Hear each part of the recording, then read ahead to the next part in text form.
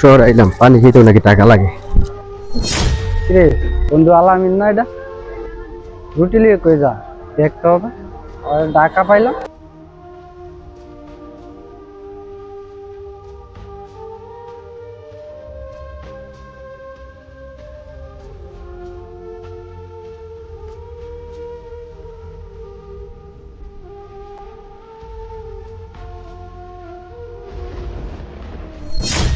রে বন্ধু তোর এই অবস্থায় এই পচা পানিতে রুটি খাইতাছ?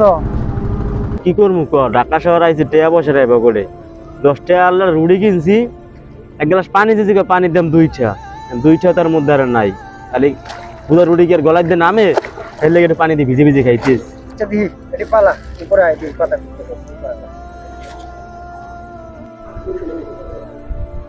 বন্ধু তোর লাগে অনেকদিন পরে দেখা, তাও তোর এই অবস্থা, তুই পচা পানি দিয়ে রুটি খা, তোর কি হয়েছে কথা?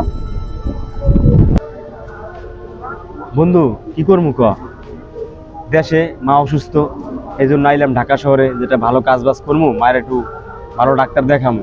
কিন্তু যাদের আশায় আসছি তারা সবাই আমার ধোকা দিতে আছে, বুঝছস। রাফির কাছে গেছি, রাফির তো মনে হয় তুই চিনবি না, ও আমার আরেক ফ্রেন্ড, ঠিক আছে, ওর কাছে গেছি, ও আমার চাকরির কথা বলে চাকরি দিল না। আরেকজনের কাছে গেছি, তাও একই অবস্থা। আমার পকেটে যে কটা টাকা বাড়িতে আনছি, আমার এই 7 দিনে ঘুরতে ঘুরতে সব শেষ।